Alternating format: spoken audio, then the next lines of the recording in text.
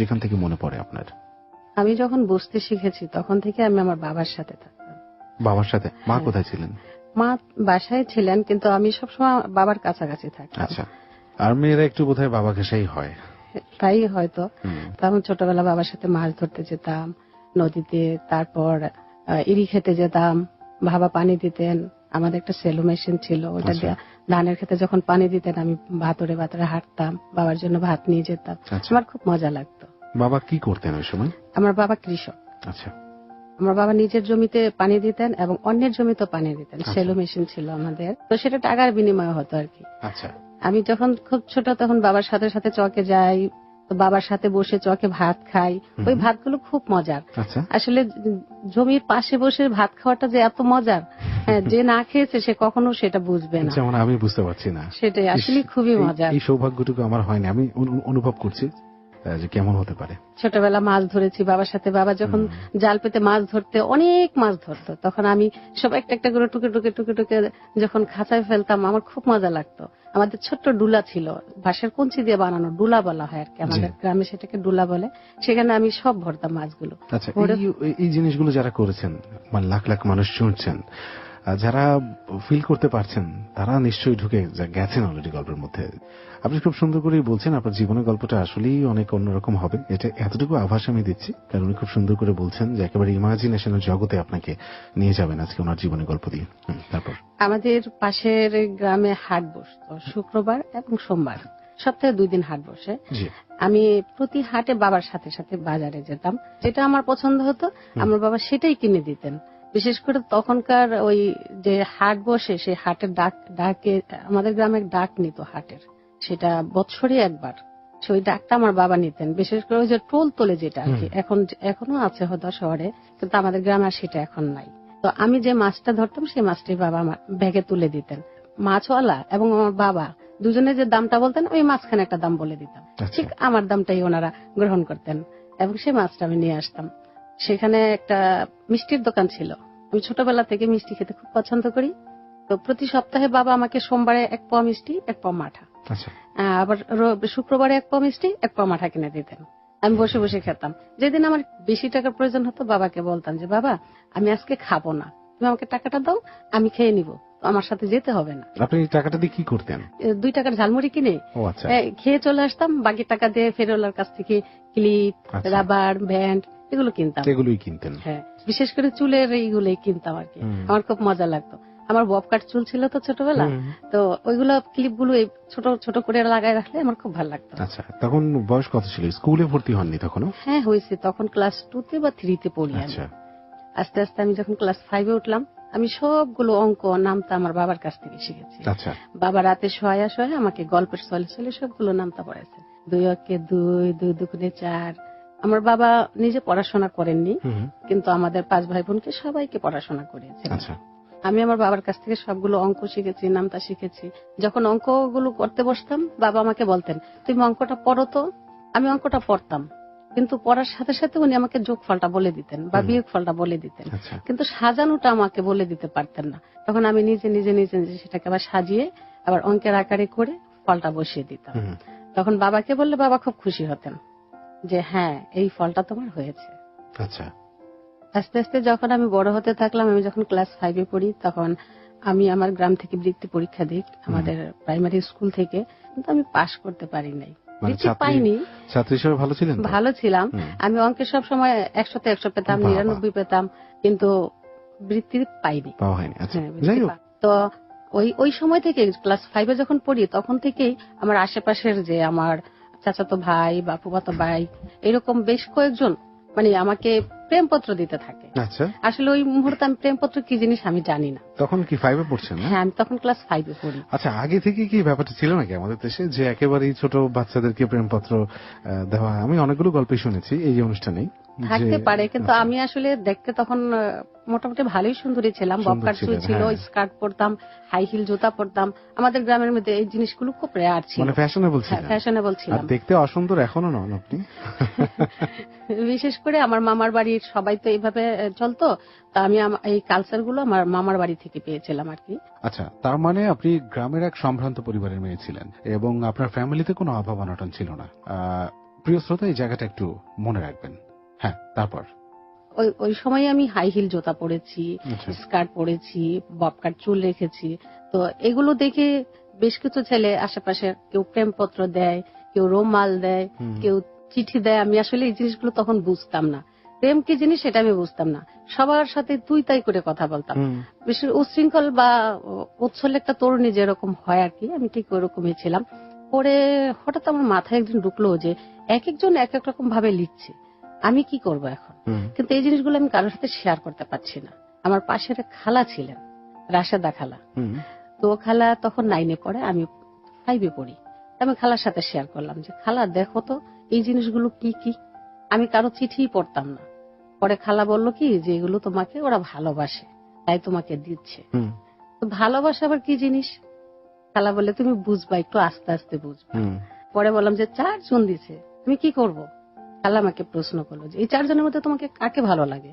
পরে আমি বললাম যে খালা ওই আমার এক চাচাতো ভাই ছিল, ওর বাবা মা আবার আমাদের বাসায় ও যখন আসতো আমার মা বাবাকে বলতো যে এই তোদের জামাই দিয়ে গেলাম। আচ্ছা, ফ্যামিলি থেকে। তো তখন আমি খালাকে বললাম খালা ওই চাচি তো এই কথা বলে আমাদের বাসায় আসে, তাহলে তুমি ওকে নিতে পারো। আচ্ছা। পরে ওর চিঠিটার একটা জবাব দিতে বললাম খালাকে। খালা তুমি লিখে দাও। আমি কি লিখবো আমি তো জানি না। আচ্ছা। তো দ্বিতীয় চিঠিতে ও আমাকে লিখছে প্রিয়তমা শিরি। আচ্ছা। লাস্টে ইতিতে লিখছে ইতি তোমার ফরহাদ। হ্যাঁ, বুঝতে পেরেছি। শিরি যখন আপনি, উনি তখন ফরহাদ হবেন। ফরহাদ। তো পরে ওই চিঠিটা নিয়ে আমি দৌড়ে আবার খালার কাছে গেছি। আচ্ছা খালা শিরিকে? আচ্ছা। আর ওর নাম কি ফরহাদ? পরে খালা বলে কি আরে না বোকা, লাইলি মজনু শিরি ফরহাদ ওদের প্রেম কাহিনী আছে তাই লিখছে। ও তাই? আসলে আমি তো জানি না শিরি বা কে আর ফরহাদি জানার তো কথাও না ওই বয়সে। পরে আমি ক্লাস 6 উঠলাম, এক এক করে ওর চিঠির উত্তর আমিও দেই, ও দেয়। কিন্তু আমাদের তো গ্রামের বাড়ি, এই জিনিসগুলো গোপন থাকে না। প্রতিটা পাড়ায় ছড়াই গেল। আমার বাবা মা জানলেন, ওর বাবা মা জানলেন। চিঠিগুলো মানে হাতে হাতে কাউকে দিতেন না, ওই আমার খালার কাছে দিতেন। আচ্ছা, ওনার কাছে দিতেন। খালার কাছে দিতেন, খালাই আমাকে দিতেন। আর যে চিঠিটা দিত যে ফরহাদ, তার বয়স কেমন ছিল তখন? তখন ও ক্লাস 10 পড়ে। আচ্ছা, যথেষ্ট ম্যাচিউর প্রেম করার জন্য বোধহয়। কিন্তু আমি তো ম্যাচিউর না। আপনি তো ম্যাচিউর। পরে খালা আমাকে বুঝাই দিত, যে জিনিসগুলো আমি বুঝতাম না ওই খালা আমাকে সেই জিনিসগুলো বুঝাই দিত। খালা পড়তো, খালাই লিখে দিত। আসলে আমার তো হাতের লেখাও তখন খুব একটা ভালো না। তো গ্রামে ছড়ায় পড়লো রিউমারের মতো। পরে আমার বাবা মা বিরুদ্ধে চলে গেলেন, ওর বাবা মাও তখন বিরুদ্ধে। আগে যখন আমাদের বাসা আসতো তখন বলতো যে জামাই দিয়ে গেলাম, আর এখন আর সেটা ওনারা পছন্দ করতেছে না। একদিন আমরা ওই খালাদের বাসায় দেখা করতাম, গিয়ে ওর মা আমার চুলের মুঠি ধরে ওইখান থেকে আমার উঠায় নিয়ে আসছে, যাতে আমি ওর সাথে দেখা না করি। হ্যাঁ, আমার রিলেটিভ হতো নাকি? হ্যাঁ, আমার রিলেটিভ, আমার চাচি। তো চাচি তো শাসনও করে আদরও করে, ওইভাবে চুলের মুঠি ধরে। কিন্তু আমি আমার মাকে কথাটা বলতে পারি না, বললে আবার আমার চাচির সাথে ঝগড়া হয়ে যাবে, মা চাচি ঝগড়া লেগে যাবে। তাই ওনাদের কাছে। আপনার মা কি জানতেন না? হ্যাঁ, আমার মা জানতেন, বাবা জানতেন, সবাই জানতেন। ওনাদের কি মতামত ছিল? ওনারাও নেগেটিভে চলে গেছে। আগে পজিটিভ ছিলেন, কিন্তু যখন আমরা দুজন কাছাকাছি চলে আসতেছি তখন ওনারা নেগেটিভ পর্যায়ে চলে গেছে। দুই ফ্যামিলি একদম দা কুমড়ার শত্রুতা হয়ে গেছে। মানে এরকমই হতে দেখি আমরা সাধারণত, যে ছেলেকে জামাই ডাকা হচ্ছে বা নিজের মেয়ের জন্য ঠিক করা হলো, সেই তখন একটা সময় শত্রু হয়ে গেল। তারপর খালা মানে মায়ের আপন বোন ছিলেন? আপন বোন না, মায়ের উকিল বোন। উকিল বোন। তো এই অবস্থা শেষে আমরা কি করব? ও আমি স্কুলে গেলে আমার পিছন পিছন যেত, আমাকে স্কুল পর্যন্ত দিয়ে আসতো। আমাদের স্কুলটা প্রায় আমাদের গ্রাম থেকে 1 মাইল দূরে। হ্যাঁ, হাঁটতে হাঁটতে যেতাম, ও পিছন পিছন হাঁটতো, কিছু বলতো না, আমাকে স্কুলে পৌঁছায় দিয়া চলে আসতো। আবার স্কুল ছুটি হলে আমাকে গিয়ে নিয়ে আসতো। নিজের পড়াশোনা যে লাঠি উঠতেছে ওই জিনিসটা আর খেয়াল করতো না। বিশেষ করে আমার কেটে বেশি নিত। পরে আস্তে আস্তে ওর পরীক্ষা হলো, ও তো ক্লাস 10 ছিল, ও পরীক্ষা দিল, পরীক্ষা দিয়ে পাশ করলো, এখন কলেজে ভর্তি হবে, লজিনে চলে গেল। তো আমি 6 থেকে 7 উঠলাম, 8 উঠলাম, ও মাঝে মাঝে আইসা আইসা দেখা করে, কিন্তু আমার লজিনে কোথায় চলে, অন্য কোনো শহরে, অন্য কোন গ্রাম ইয়েতে লজিং থেকে, হ্যাঁ আমাদের অন্য কোন জায়গায় চলে গেছে। আচ্ছা, এখন কথা হচ্ছে যে বাবা মা তো একেবারে রেস্ট্রিক্টেড করে দিল, আপনাদের দেখা হবে না, দেখা হতে পারবে না, তখন দেখা করতেন লুকিয়ে, লুকিয়ে দেখা করতাম। কেমন লাগতো লুকিয়ে দেখা করতে? খুব মজা, লুকিয়ে দেখা করার মজা অন্যরকম। আসলে যে প্রেম করে লুকিয়ে দেখা না করছে সেই জিনিসটা বুঝবে না আসলে। তো প্রেমে কিন্তু সবসময় আমরা দেখি যে আমাদের সমাজে, অন্যান্য দেশে হয়তোবা, যে একটা কিন্তু বিধিনিষেধ থাকে যে এরকম করা যাবে না, বাবা মা দেখতে পারবে না। এটা কিন্তু ইন্টারেস্টিং একটা ব্যাপার, যারা প্রেম করেছেন তারাই একমাত্র ফিল করতে পারবেন। আর আমার মনে হয় এখানে একটু না বললেই নয়, সেটা এই সুযোগে আমি বলে ফেলছি। আমি জানি হয়তো অনেকেই আমার এই কথাটা সাপোর্ট করবেন না, কারণ এক একজনের মতবাদই এক এক রকম, এটাই নিয়ম। আমার এথিক্যাল জায়গাটা কখনোই এক হবে না। তো সেই জায়গাটা থেকে আমি মনে করি যে প্রত্যেকের লাইফেই একটা করে প্রেম আসা উচিত অন্তত পক্ষে, না হলে অনেক কিছুই কিন্তু মিস হয়ে যাওয়ার একটা পসিবিলিটিস থাকে। এটা শুধুমাত্র আমারই মতামত, আমি বলছি না আপনাকে মানতেই হবে। আর যে ব্যাপারটা আমি হাইলাইট করতে চাই এই কথার সাথে, তা হচ্ছে যে প্রত্যেকটা অপোজিট জেন্ডারটার জন্য কিন্তু ইন্সপিরেশন হয়ে দাঁড়ায়। যেমন যদি এভাবে বলি যে একটা ছেলে সমস্ত সময় একটা মেয়ের জন্য ইন্সপিরেশন হয়ে কাজ করে, ঠিক একইভাবে মেয়েটার জন্য তাই। হ্যাঁ মিথিলা, তারপর একদিন ও লজিনের বাসা থেকে চলে আসছে, আইসা আমার ওই খালাদের বাসায় দেখা করতে গেছি। তখন ওইখান থেকে আইনা আমার মা আমাকে যে কি মারলো, অনেক মারছে। মারার পর ওই রাতে ওকে বলছি যে আমরা চলো পালিয়ে বিয়ে করি। ও বলে যে আমি কোনো কাজ করি না, তুমি মাত্র এইটা পরীক্ষা দিলা, 9-এ উঠবা, এখন আমরা কি করে বিয়ে করি?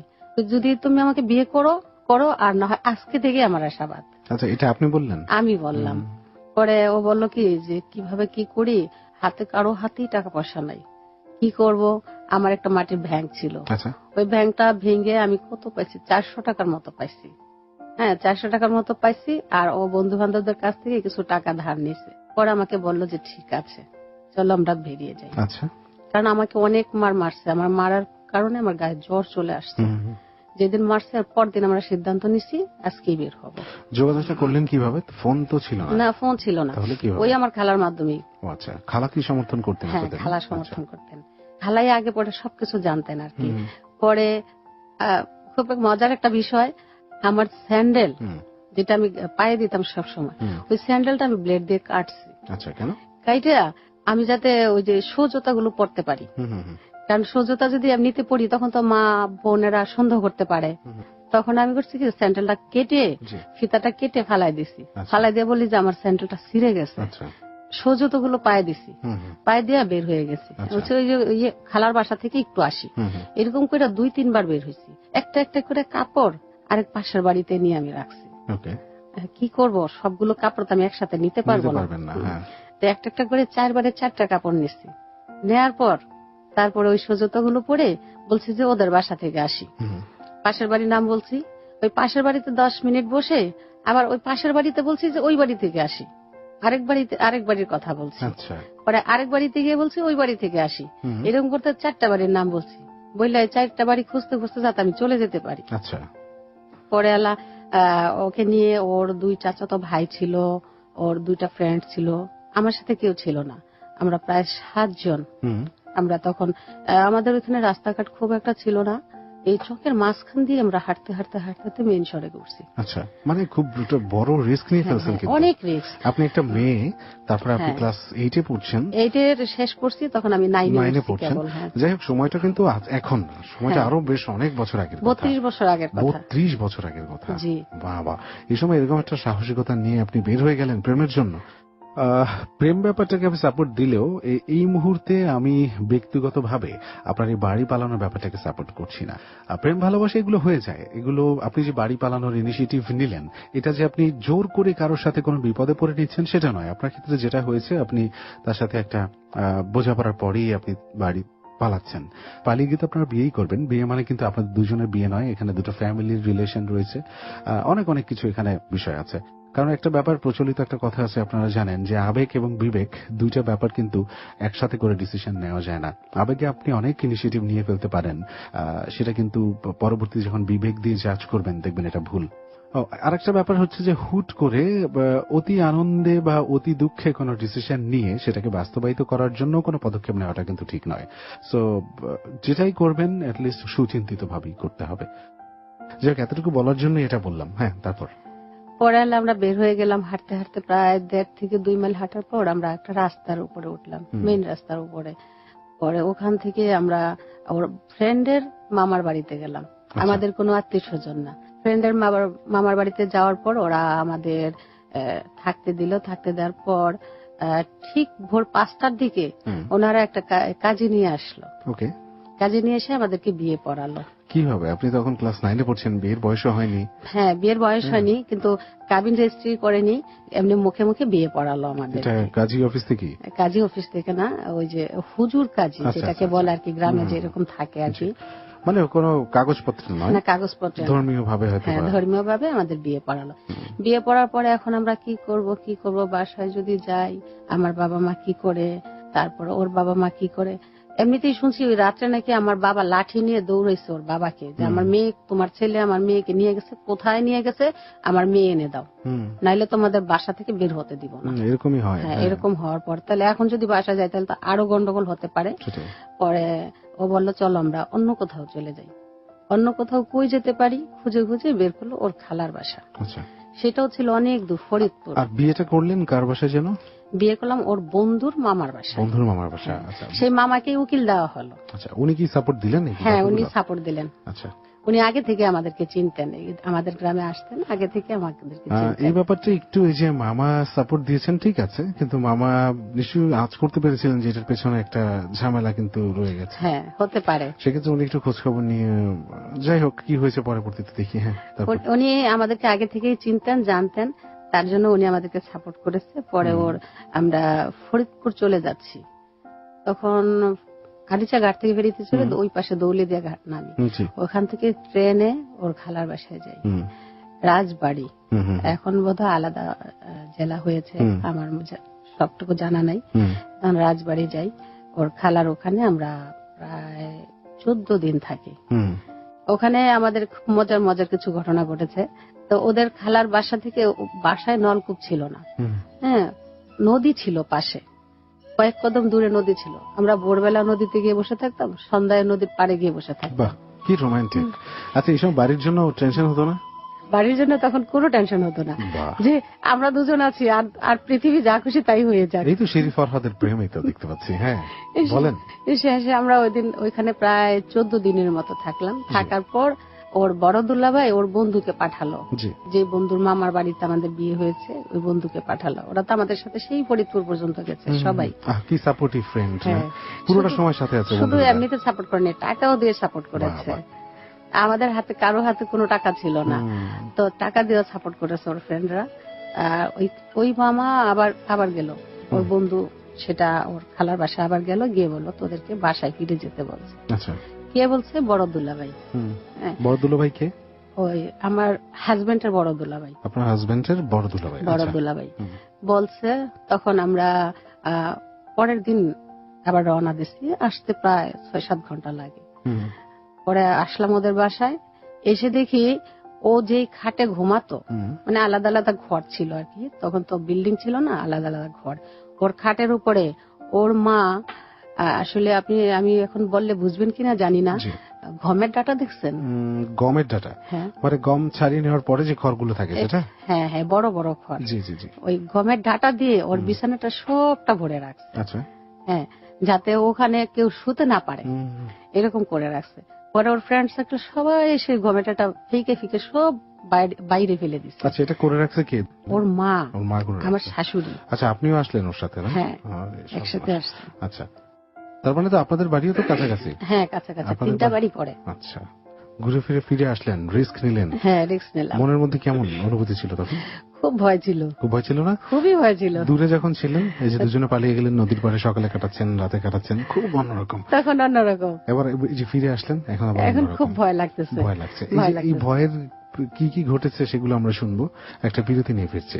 প্রিয় শ্রোতা, আপনি শুনছেন close up presence hello 8920। Mithila রয়েছে আজকে আমাদের এখানে, এবং উনি একজন সাকসেসফুল একজন মানুষ। উনি এভাবে জীবনটা শুরু করেছেন। ক্লাস 9-এ পড়াকালীন সময় উনি ঘর থেকে বেরিয়ে গেছেন, বিয়ে করেছেন, এবং সেই সাহসিকতাই হয়তো আজকে ওনাকে পরবর্তী জীবনে আরো অনেক সাহসী পদক্ষেপ নিতে হেল্প করেছে, যে কারণে আজকে উনি এখানে। ওনার জীবনের গল্পটা পুরোটা শুনবেন, আপনার জীবনে অবশ্যই এই গল্পটা কাজ করবে। আর যে সেতু আছে মিথিলের কাছে ফিরছি। হ্যাঁ, তারপরে বলুন আপনি যেখান থেকে আমরা শেষ করেছিলাম। যখন আসলাম আমি আমার শ্বশুরের বাড়িতে, জি, তখন ওর মা বাবা তো খুব রেগে আছে আমাদের উপর। তো ওর বোন জামাইটা আমাদের বাসায় আসে নাই, তো ওনাদের সামনে তো আমরা যেতে পারছি না। এখন কি করব, আসলাম সন্ধ্যায়, কিন্তু পেটে কিছুই নাই, এমন খিদা, সারা রাত খিদা ছটফট করলাম, কিন্তু কোনো খাবার মিলল না কপালে। পরদিন সকালবেলা ওর এক চাচি, মানে শ্বশুরের বাড়িতে তো আসলেন, তারপর খাবার মিলল না? না, খাবার মিলল না। শ্বশুর শাশুড়ির কাছে যাইনি আমরা, সাহস পাইনি। দুজন যে যাবো আমরা সাহস পাইনি, কারণ পরে ওর দুলাভাই পরের দিন সকালে আসছে। তো সকালবেলা ওর এক চাচি এসে আমাদেরকে, বিশেষ করে আমাকে, ও তো বের হয়ে গেছে সকালেই বাসা থেকে, ওর চাচি এসে আমাকে দিল আটার রুটি দিল 2টা, আর এমন একটা প্লেট দিল, প্লেটের মধ্যে 3টা তালি। আগে গ্রামের বাড়িতে যে প্লেট গুলা থাকতো টিনের বাসন বলে আর কি, যেটাকে ওই টিনের বাসনগুলো ছিদ্র হইলে আবার ওই মেকার দিয়ে ওটাকে আবার ফুটোটা বন্ধ করা যেত, এইরকম একটা বাসনে আমাকে 2টা আটার রুটি দিল। আমি বাসনটা দেখে আমার এত খারাপ লাগছে, খাবো কি, আমার বমি চলে আসছে। শেষে খাইনি, না খেয়েই বসে আছি। পরে ওর ছোট বোন আসছে, বোনের জামাই আসছে, আইসা ওর বাবা মার কাছে আমাদেরকে নিয়ে গেল। নিয়ে যাওয়ার পর ওনাদের কাছে আমাদেরকে মাপ টাপ চাওয়াইলো, চাওয়ানোর পরে তারপর ওনাদের ঘরে গেলাম। তারপর আমার শাশুড়ি রান্না করে আমাদেরকে ভাত দিল খাওয়ার জন্য। মন থেকে মাফ করছে কিনা সেটা তো জানি না, কিন্তু ওই মুহূর্তের জন্য মাফ করছে। ওই মুহূর্তের জন্য মাফ করার পরে আমরা ওদের ঘরে গেলাম। ওটা বড় ঘর বলতাম আর কি, আর আমরা যে ঘরে থাকতাম সেটাকে ছোট ঘর বলতাম, যেহেতু মুরব্বীরা থাকে তাই বড় ঘর বলা হতো আর কি। পরে আমাদেরকে খাবার দিল, খাইলাম। বিভিন্ন মানুষ আসে আমাকে দেখতে, আশেপাশে সবাই আসে আমাকে দেখতে আসে, দেখে আর বলে, এই কি আছিস, কেমন আছিস, নাকে ফুল নাই কেন, এটা নাই কেন, ওটা নাই কেন, সব হবে আস্তে আস্তে। 3 দিন থাকার পর, 3 দিনের ওদের বাসায় যখন গেছি, আমার যে সালোয়ার কামিজ গুলো নিয়ে গেছি, আমাকে একটাও পড়তে দেয় নাই ওর বাবা। ওর বাবা খুবই রক্ষণশীল, ওর বোনদেরকে কাউকে পড়াশোনা করা নাই, এবার শুধু ছেলেটাকে পড়াশোনা করাইছে।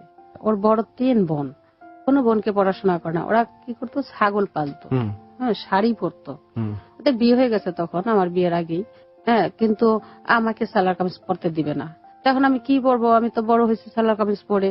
ওরা বলতো এটা শয়তানের পোশাক, তখনকার দিনে আমাদের গ্রামে সেটাকে বলতো শয়তানের পোশাক, সালোয়ার কামিজ পরা যাবে না। ওর মা কি করলো, মোটা পাড়ের কাপড় আমাকে বের করে দিল। হ্যাঁ, তারপরে ওইখানে ছিল একদম নরমাল পেটিকোট, এখন কুচি করা, এখন তো সসার পেটিকোট, কিন্তু তখন ছিল কুচি করা পেটিকোট। ওই পেটিকোট দিল, আমি এগুলা নিয়ে হা করে বসে আছি। আমি কিভাবে পরবো, আমি শাড়ি পরতে জানি না, আমি কিভাবে পরবো, বসে আছি। তারপরে ওর বোন জামাই 2টা ব্লাউজ সেলাই করে এনে দিল আমাকে। ওর বোন জামাই ছিল একটা দর্জি। 2টা কাপড় বের করে দিল, 2টা পেটিকোট বের করে দিল, 2টা ব্লাউজ এনে দিল আমাকে। পরে পাশের বাড়ির আমার এক ভাবি এসে আমাকে শাড়িটা পরায় দিল, বললো যে তুই এইভাবে এইভাবে পরবি। শাড়ি পরে বের হলাম ঠিকই, কিন্তু নিজেকে কেমন জানি বয়স্ক বুড়ি বুড়ি লাগতেছে, তখন আর ভালো লাগতেছে না, বুড়ি বুড়ি লাগতেছে। ওর মা দিল আমাকে রান্না করতে, আমি তো রান্নার জানি না। আমার বাবার বাসায় থাকতে আমি উল্টা হাতে ঘরটা ঝাড়ু দিই নাই, এরকম অবস্থা। এখন আমি কি করে রান্না করব, ভাত যে কখন সিটে মানে হয় সেটা আমি জানি না। তারপরে দিচ্ছে আমাকে ভর্তা তেলে দিতে, শুটকির ভর্তা তেলে দিতে। আমি শুটকির ভর্তা কিভাবে তেলে দেয় সেটাও আমি জানি না। পরে পাশের বাড়ির ভাবির ডাকলাম, উনি বললো যে তুই এইভাবে বসা, ভাতটা দেখাই দিল, কতটুকু পানি দিব, কখন মার গালবো। উনি বসে থেকে আমাকে ভাত রান্না শিখাইছে, শিখায় তারপর ভর্তাটা তেলে দেওয়া শিখাইছে। বললো যে আগে একটু পেঁয়াজ কাট, পেঁয়াজ কেটে পেঁয়াজটা দিয়ে তেলের মধ্যে, তারপরে শুটকিটা দে, তারপরে কাঁচামরিচ দে, তারপরে সবজিগুলো দে, হ্যাঁ, দেখবি পানি দিবি না, কষাইতে কষাইতে যখন দেখবি যে লালচে লালচে হয়ে আসছে, দেখবি যে হয়ে গেছে। মজার একটা কাহিনী হচ্ছে, যখন আমাকে ওই শাক ভাজি করতে দিচ্ছে, আমাদের কলুই শাক যেটাকে বলে আর কি, এই কলুই শাক যে ধুইতে হয় না সেটা আমি জানি না, কারণ আমি তো কখনো রান্নাই করিনি। কলুই শাক যে ধুইতে হয় না আমি জানি না। আপনি রান্না করে ফেললেন? না না, ধুইতে হয় না সেটা। ও আচ্ছা, ধুইতে হয় না? ধুইতে হয় না, আমার তো জানার কথা। ধুইতে হয় না আর কি, ধুইলে ওটা থেকে প্রচুর পানি উঠে, সে পানিটা শুকায় না আর লাল হয়ে যায় শাকটা। পরে আমি ভালো করে ধুইছি শাকটাকে, ধুয়ে 2-3 ধোয়া দিয়ে যখন ভাজি করতে গেছি, এখন দেখি খালি নিচ থেকে খালি পানি উঠে আর পানি উঠে, আর জাল দিতেই থাকি, পানি আর শুকায় না, আর শাক গেছে লাল হয়ে। পরে ওই আপাকে ডাকলাম, আপাকে ডাকার পর বললো, আরে বোকা, এই শাক তো এইভাবে রান্না করে না। আমি তো জানি না কিভাবে রান্না করব। পরে উনি দেখাই দিল। আমি ভাতের মার গালতে গিয়ে যে কয়বার আমার হাত পুড়ছি তার কোনো ঠিক ঠিকানা নাই। ওকে, মানে বেশ ভালোই কাটছে সময় না? হ্যাঁ, খুব ভালোই কাটছে। আচ্ছা, বললেন যে 3 বাড়ি পরে হচ্ছে আপনার মা বাবার বাড়ি। তা এর মধ্যে কি ওনাদের সাথে দেখা কথা হয় নাই? না, কারোর সাথে দেখা হয়নি, কারোর সাথে কথা হয়নি। আমার বোনেরা ভাইয়েরা কেউ আমাদের এই বাসায় আসতেন না।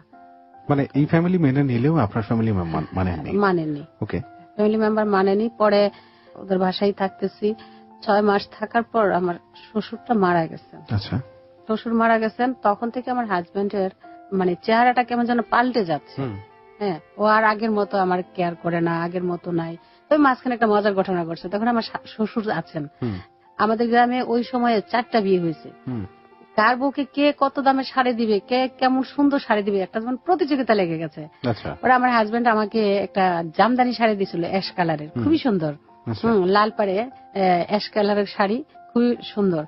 ওই দিন ও ঈদে গেছে, ঈদে যাওয়ার পর ওই আমার শাশুড়ির জন্য, আমার জন্য আর আমার শ্বশুরের জন্য কয়েকটা তালের বিচি, তারপর ডিম ভাজা, যে ডিম ভুনা করে না, ওইরকম আর কি, কয়েকটা নিয়ে আসছে। আমি আমার শ্বশুর শাশুড়ির সাথে বসে আছি।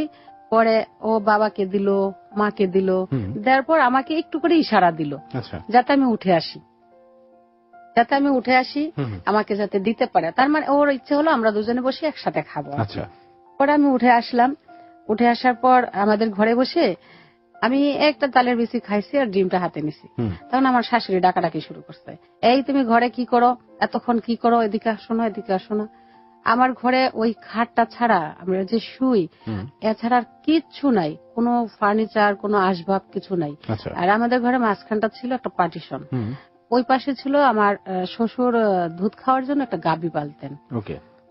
গাভীর যে আপনি বুঝবেন কিনা আমি জানি না, গাভীর যে গোবর হয় ওগুলা দিয়ে আমরা তখন তৈরি করতাম, লাকড়ির মতো আর কি, মুটটা বলে আর কি, ওগুলা তৈরি করতাম, ওগুলা দিয়ে আমি রান্না করতাম, গহি যেটা বলে আর কি। আমি করলাম কি, ওই ডিম, তালের বিচি ওই গহির ইয়েতে নিয়ে লুকায় রাখলাম যাতে না দেখে। লুকাই যে রাখছি শুয়ে, আমার আর মনে নাই। 3 দিন পর আমি যখন ওই পাশে গেছি, এমন পচা দুর্গন্ধ, মানে আমি টিকতে পারছি না। পরে গিয়ে ওগুলা নিয়ে দৌড়াই নিয়ে টয়লেটে ফেলে দিছি। পরে শাশুড়ি আস্তে আস্তে আমাকে নির্যাতন শুরু করলো। মানে শ্বশুর মারা যাওয়ার পর? হ্যাঁ, শ্বশুর মারা যাওয়ার পর থেকে শাশুড়ি নির্যাতন শুরু করলো। আর স্বামীটাও কেমন যেন চেঞ্জ হয়ে যাচ্ছে, রাতের পর রাত বাইরে থাকে, কোনো রাত্রে গভীর রাত্রে বাসায় ফিরে, আর কোনো রাত্রে ফিরেই না। আমি কি করব দিশাই পাই না। আর ওর মা আমাকে, ওর পাশাপাশি বোনদের বিয়ে হয়েছে, বোনদের বাসায় পাঠায় আমাকে কাজ করার জন্য। বাড়িতে তো কোনো কাজ নাই, কেউ গৃহস্থ করে না। ওর বোনেরা ধান, পাট, তারপরে মূলার দানা, সরিষা, এগুলা কাজ করে। আর এক বোন জামাই করে যে ইয়ের কাজ, সেলাইয়ের কাজ। তো আমি আবার টুকটাক নিজে ইচ্ছা করে সেলাইয়ের কাজ কিছু কিছু পারতাম। তো যখন ওদের ধান আসে তখন ওদের বাড়িতে পাঠায় ওর মা আমাকে ধান নিয়ে দিতে। তারপর ওর বোনের বাসায় যখন ঈদ আসে তখন ওর বোনের বাসায় পাঠায় হাতে সেলাই কাজ করে দিতে, কাপড়ের। এই জিনিসগুলো আমার বাবা মা দেখতে পারে না। হ্যাঁ, ওরা খুব কষ্ট পায়। বড় বোনের বাড়িতে যখন ধান নিতে যেতাম তখন আমার পাশাপাশি আমার বাবার বাসা, ওই বাসা থেকে সরাসরি আমাকে দেখা যেত, গ্রামের বাড়ি তো। পরে আমার বাবা এদিক দিয়ে বেড়া দিল যাতে আমাকে দেখতে না হয়, আমাকে যাতে বাসা থেকে দেখা না যায়। আমি যতটুকু কষ্ট পাচ্ছি অন্যের বাড়িতে কাজ করে, তার চেয়ে বেশি কষ্ট পাচ্ছে আমার মা, বাবা, ভাই বোনেরা। কারণ ওরা জানে আমি কখনোই উল্টা হাতে ঘরটাও ঝাড়ু দিই না বাসায়। তো আমি যখন ও মানুষের বাসায় কাজ করছি, নিজের বাসার কাজ রাইখা, তখন ওনারা খুব কষ্ট পেতেন। ওনারা তো জানতেন, মানে আপনার সাথে যোগাযোগ না রাখলেও হ্যাঁ দেখতে পেতেন। ওই পাশের বাড়িতে, বোনের বাড়িতে যখন যেতাম, আমার মাদের বাড়ি থেকে দেখা যেত সরাসরি। এই কয়েক মাসে কি কোনো ধরনের যোগাযোগই হয়নি? না, কোনো যোগাযোগই হয়নি। আচ্ছা। পরে আবার বাসা থেকে ওই গোবর আমাকে মাথায় করে নিয়ে পুকুর পাড়ে নিয়ে তৈরি করতে হইতো। হ্যাঁ, ওইটা যখন আমাকে পুকুর পাড় থেকে দেখা না যায়, আমার বাবা ওই দিক দিয়েও বেড়া দিলেন যাতে আমাকে দেখা না যায়। আমি বুঝতে পারছি যে ওনারা কতটা কষ্ট পাইছে তখন। প্রিয় শ্রোতা, এই জায়গাটাই একটু আপনাকে মনে করিয়ে দিতে চাই। শুরুর দিকে যেটা শুনেছি, ও একটা ভালো ফ্যামিলি থেকে আসছে, একটা সম্ভ্রান্ত ফ্যামিলি, এবং যেই ফ্যামিলি শিক্ষার প্রতি যথেষ্ট অনুরক্ত ছিল। ওর বাবা বেসিক্যালি মানে ও আদরেই বড় হচ্ছিল, ফ্যামিলির কোনো ধরনের অনাদর ওর প্রতি ছিল না। পড়াশোনাও করছিল, বাড়িও পালালো, সবগুলি জানেন আপনারা। এবং এর পরিণতি কি হলো এখন দেখুন, যে ওর নিজের স্বামীর বোনের বাসায় কাজ করতে হচ্ছে এবং গোবর মাথায় নিয়ে তাকে কাজ করতে হচ্ছে।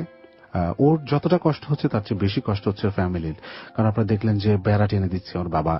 নিজের মেয়ের এই পরিণতি দেখতে সেরকম একটা ফ্যামিলি কখনোই পারবে না যারা তার মেয়েকে অনেক আদরের মধ্যে দিয়ে বড় করেছে। প্রিয় শ্রোতা, এগুলো সবই আপনারা শুনছেন, তারপরেও এই জায়গাটা আমি একটু হাইলাইট করলাম, আপনাকে একটু মনে করিয়ে দিলাম। ওকে মিথিলা, তারপর কি করলেন আপনি? তো আমি খালি চিন্তা করি যে মানুষের বাসায় কাজ করতেছি, আমি কিভাবে এখান থেকে উত্তরণ পাবো। হ্যাঁ, মানুষের বাসায় কাজ করলে তো আমার হবে না।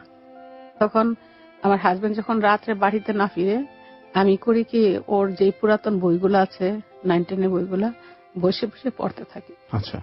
আমি যখন রাতের পর রাত বই পড়ি, তখন ওর মা আমাকে বকা দিত, বলতো রাতে বাতি জ্বালা রাখো কেন। তখন বিদ্যুৎ ছিল না, খুব বকতো, তুমি কেন বাতি জ্বালা রাখো। আমি করতাম কি, গ্রামের বাড়ি তো সন্ধ্যার সময় খাইয়ে শুয়ে পড়তো। ওর মা যতক্ষণ না শুইত ততক্ষণ হারিকেনটা একদম কমাইয়া হাটের নিচে রেখে দিতাম। আচ্ছা। ওর মা যখন দেখতাম যে ঘুমায় পড়ছে, তখন আমি উঠতাম, উঠে হারিকেনটা জ্বালায় বসে বসে অঙ্ক পড়তাম, ইংরেজি পড়তাম, মানে পড়ার মধ্যে থাকতাম যাতে আমার সময়টা কাটে। এভাবে করতে করতে 4-5 মাস 6 মাস চলে গেল। আমি আর সহ্য করতে পারি না। ওর মা বিভিন্ন বাসায় পাঠায়, মরিচ পিষতে বলে, তারপরে গোবর ঘাটতে বলে, এগুলো আমি কন্টিনিউ করছি। বাবা মার কাছ থেকে কোনো যোগাযোগ পাচ্ছি না। স্বামী এরকম করে অবহেলা করে রাতের পর রাত বাইরে থাকে। আমি কেমন যেন হয়ে যাচ্ছি। পরে আমার ছোট বোনকে, পাশের বাড়ির এক ছোট ভাইকে দিয়ে বললাম আমার ছোট বোনটাকে ডেকে নিয়ে আয়। আচ্ছা। ওরা কেউ আসে না আমাদের বাসায়। ও আসার আগেই আমি পলিথিন ব্যাগে আমার সেই আগের সালোয়ার কামিজ গুলো ভরছি। ওরে বলছি কি যে পলিথিনটা ধর, আমি তোদের বাসায় চলে যাবো। বলছে না, আমি নিতে পারবো না, আমি যদি নেই বাবা আমাকে বকা দিবে, আমি আপনাকে নিতে পারবো না। বলছে তুই আমাকে নিস না, শুধু ব্যাগটা হাতে রাখ, আমার সামনে থাক। পরে ওরে বুঝাইতে বুঝাইতে ও একটা ধরলো, ধরার পর ওর সাথে ওই বাড়িতে গেলাম। কিন্তু কেউ আমার সাথে কথা বলে না, আমার বাবা না, আমার মা না, আমার ভাই বোনেরা কেউ আমার সাথে কথা বলে না। যে বাড়িতে কথা কেউ না বলে সে বাড়ি থেকে থাকা যায় না, সেটা সম্ভব নয়। এই বাড়ি থেকে কষ্ট পেয়ে ওই বাড়িতে চলে গেলেন, ওই বাড়িতে নিজের মা বাবা কথা বলছে না, কেউ আমার সাথে কথা বলে না। শুধু খাবারের সময় আমার মা বলে ভাত খেয়ে যা। আচ্ছা, এটা আরো কষ্টের কিন্তু, তাই না? নিজের মা বাবা যদি আদর না করে, কথা না বলে, বোনেরা ভাইয়েরা যদি কেউ কথা না বলে, আপনজনেরা, তখন কেমন লাগে। এবং আপনার বয়সও অনেক কম তখন 15 বছর। 15 বছরের একটা নাবালক আর কি। একটা মানুষ যদি বয়স হয়, বুঝতে পারার ক্ষমতা জন্মে, তাহলে হয়তো সে ট্যাকেল করে নিতে পারে। কিন্তু ওই বয়স হচ্ছে স্নেহ পাবার, আদর পাবার বয়স, কিন্তু কত কিছু করে ফেলেছে। এক রাত্রে আমি শুনি বাবা মাকে বলতেছে যে ওরে আবার পড়তে বলো। আমার বাবার ইচ্ছা ছিলেন আমাকে ডাক্তার বানাবে। হ্যাঁ, উনি পড়াশোনার দিকে খুবই আগ্রহী ছিলেন। আমরা যখন পড়াশোনা করি তখন গ্রামে কোনো মেয়ে মানুষ পড়াশোনা করে না, মেয়েদেরকে পড়াশোনা করাতে দেয় না আর কি। তখন একটা কুসংস্কার ছিল আর কি। তখন বাবা মাকে বলতেছে যে ওকে আবার পড়তে বলো। আমি কথাটা শুনছি রাতের বেলা, শুনে সকালবেলা ওদের বাসায় আবার গেছি, গিয়ে ওর সব পুরাতন বইগুলো নিয়ে আসছি, নিয়ে এসে স্কুলে গেছি। আমার টিচার আমাকে খুব আদর করতেন, কারণ আমি ছাত্রী হিসাবে খুব ভালো ছিলাম। আমার বিয়ে হয়তো আমার অনেক টিচার খুব কষ্ট পাইছেন। পড়ালে স্কুলে গিয়া তখন টেস্ট পরীক্ষার মাত্র 3 মাস বাকি আছে। স্যারদের সাথে কথা বললাম যে আমি প্রাইভেট পড়বো ইংরেজি এবং গণিত। তখন 2টা টিচার আমাকে ঠিক করে দিলেন, আমার হেডমাস্টার। এর পরের দিন থেকে আমি প্রাইভেট পড়বো। 2-3 দিন স্কুলে যাওয়ার পর আমার হাজবেন্ড গিয়ে ও টিচারদেরকে নাকি না করছে যে আমাকে যাতে পড়াশোনা না করায়। পরে আমার টিচাররা একদিন বোর্ড মিটিং বসছে অফিসে, লাইব্রেরিতে বসে, পরে আমাকে ঢাকায় নিছে। বললো মিথিলা, তুমি কি পড়তে চাও, সত্যি পরীক্ষা দিবা? আমাকে জি স্যার, আমি পরীক্ষা দিব। তুমি যদি রাজি থাকো এবং তুমি যদি পড়াশোনা করতে চাও, তাহলে যত বাধাই আসুক, হ্যাঁ, আমরা মানবো না। স্যার এই কথাটা কেন, বাধা কেন? বলে যে তোমার স্বামী এসে আমাদেরকে থ্রেট দিচ্ছে যাতে আমরা তোমাকে না পড়াই। বলছি স্যার একবার নিজের ইচ্ছাতে বিয়ে করছি, বাবা মাকে অনেক কষ্ট দিছি, আর আমি কষ্ট দিতে চাই না। আমার বাবার ইচ্ছা আমি পড়াশোনা করে আমি পড়াশোনা করব। পরে এসএসসি পরীক্ষা দিলাম। আমার বাবা আমার খাতা কলম সবকিছু আমার বাবা দিতেন। আমার স্বামী আমাকে কিছুই দেননি, একটা কলম কেনার জন্য 3টা টাকাও দেননি। আচ্ছা। কিন্তু কয়েক মাস যাওয়ার পরে ও আবার আমাদের বাসার আশেপাশ দিয়ে ঘুরঘুর করতে থাকতো, কিন্তু এটা আমার বাবা মা কেউ পছন্দ করতেন না। আপনি যে ওই বাড়ি থেকে চলে আসলেন, তারপরে ওকে একবারও আসেনি এখান থেকে আপনাকে নিয়ে যেতে, বা আপনার শাশুড়ি কোনো খোঁজ খবর করেন? না, আমার শাশুড়ি খোঁজ খবর নেয়নি। আচ্ছা, তাহলে কেন আপনার স্বামী মানে দূর থেকে আপনার পড়াশোনা করতে পারবেন না, বা আপনার স্বাধীনতা আপনি পাবেন না, এগুলো কেন আপনি হস্তক্ষেপ করছিল? ও বলছিল ওর ফ্রেন্ড সার্কেল নাকি ওকে বলছিল যে এই মেয়ে যেরকম দেখতে আর এই যদি এসএসসি পাস করে ও তোর কাছে আর কখনোই ফিরে আসবে না। আচ্ছা, এই ইনসিকিউরিটি থেকে এই ভয়টা ওর ভিতরে কাজ করতো আর কি, যে আমি আর কখনো ওর কাছে ফিরে যাব না। পরে ও বাধা দিত। আমার বাবা যখন আমাকে কলম কেনার, বই কেনার, খাতা কেনার টাকা দিতেন, আমি টাকা থেকে একটু একটু করে জমাতাম। ও আমাদের বাসার পাশে ঘুরঘুর করতো, এটা আমার বাবা মা পছন্দ করতো না বলে ওই জমানো টাকা থেকে ওকে আমি টাকা দিতাম। বলতাম যে তুমি আমার জন্য একটা নারকেল তেলের বোতল, একটা শুনো, হ্যাঁ 2টো সাবান নিয়ে এসো, তোমার হাতে যদি এটা দেখে হয়তো ওরা রাগ করবে না, তুমি নিয়ে এসো। যে নিজের স্বামী নিয়ে আসছে, হ্যাঁ, কিন্তু টাকাটা আপনি দিতেন? আমি টাকাটা দিতাম। ওর তো কোনো উপার্জন ছিল না? উপার্জন ছিল না। তারপরে আমি আমার মাকে, শুধু আমার মা জানতেন, আমি আর সবার চোখের আড়ালে আবার রাতের বেলা ওর বাসায় চলে যেতাম। আচ্ছা। ওর বাসায় চলে যেতাম, ভোরবেলা চলে আসতাম। একদিন যখন আমার বাবা টের পাইলেন, তখন আবার বাবা বকাঝকা শুরু করলেন। এভাবে আমি এসএসসি পরীক্ষা দেওয়ার পর আমি পাশ করি। তখনকার দিনে এখন যে এ গ্রেড, বি গ্রেড এগুলো ছিল না, ফার্স্ট, সেকেন্ড, থার্ড, আমি হায়ার সেকেন্ড ডিভিশন পাই, ভালো রেজাল্ট করে পাশ করি। মাত্র টেস্টের আগে মাত্র 3 মাস পড়ছে, আমি 9ও পড়ি নাই, স্কুলে যাইনি, 10ও স্কুলে যাইনি। সেই হিসেবে আপনি ভালো স্টুডেন্ট, কারণ আপনার মেন্টাল অনেক প্রেশার ছিল, নিজের বাবা মার কাছ থেকে, হাজবেন্ডের কাছ থেকে, সবকিছু মিলে ভালো একটা রেজাল্ট করেছেন আপনি। কেউ তো আমার সাথে কথা বলতো না, আমি শুধু বই নিয়েই বসে থাকতাম, সারাক্ষণ বই নিয়ে বসে থাকতাম। রেজাল্ট করার পর আমার শাশুড়িকে রেজাল্টের মিষ্টি নিয়ে গেছি, উনি মিষ্টি ধরে না, খায় না। পরে আমার পাশের বাড়ি দাদি বলে যে তোমার বউ তো পাশ করছে। আমার শাশুড়ি বলে যে ওদের বাসা থেকে ঝগড়া করে চলে আসছি, তাই আমার শাশুড়ি বলে আমার যে বউ পড়ায়ও পাশ, ঝগড়ায়ও পাশ। পরে এসএসসি রেজাল্ট আউট হওয়ার পর আমার মা বাবার ইচ্ছা আমাকে নার্সিং এ ভর্তি করা দিবে, আমি যাতে ও বাসায় না যাই। পরে নার্সিং এর ফর্ম বের হবে। আমার এক খালা ছিলেন, খালা না ঠিক বোনের মেয়ে ছিলেন, নার্সিং এ পড়াশোনা করে। ওই খালার সাথে যোগাযোগ করি কবে ফর্ম বের হবে, ওনারা সেই ইটে ঠিক করলেন। আমি আজকে যাব, কালকে যাব, পরশু যাব, এরকম করতে করতে ওই ডেট চলে গেছে।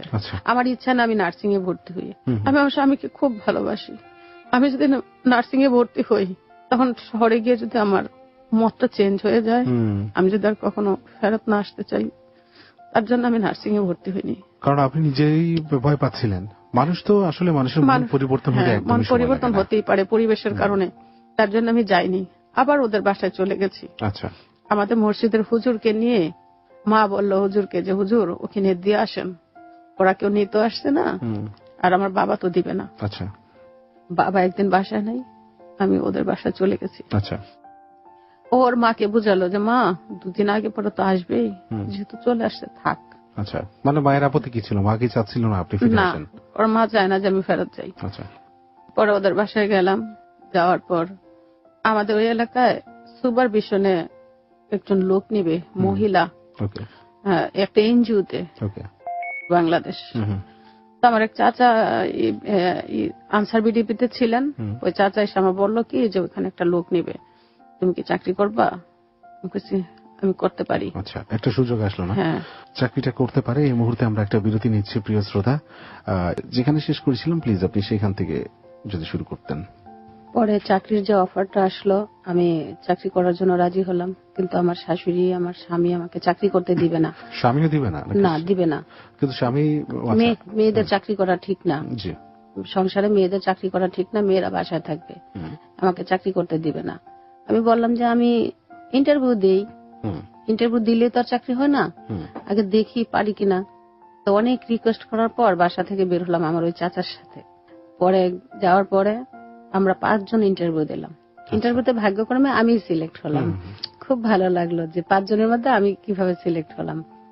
পরে বাসায় আসলাম, বাসায় এসে বললাম কিন্তু ওরা কেউ খুশি না। আচ্ছা। কিন্তু আমার মা বাবা খুশি আমার চাকরির কথা শুনে, ওনারা খুব খুশি হলেন। আর আমার শাশুড়ি স্বামী কেউ খুশি হলেন না। কিন্তু বিপত্তি গেল আরেক জায়গায়। আমি যখন চাকরিতে যাব, আমার 5 জন কর্মী ছিলেন আর আমি ছিলেন সুপারভিশনের দায়িত্বে। 5টা কর্মীর বাড়ি আমার বাড়ি থেকে, প্রত্যেকটা কর্মীর বাড়ি কমপক্ষে মাইল 3 দূরে।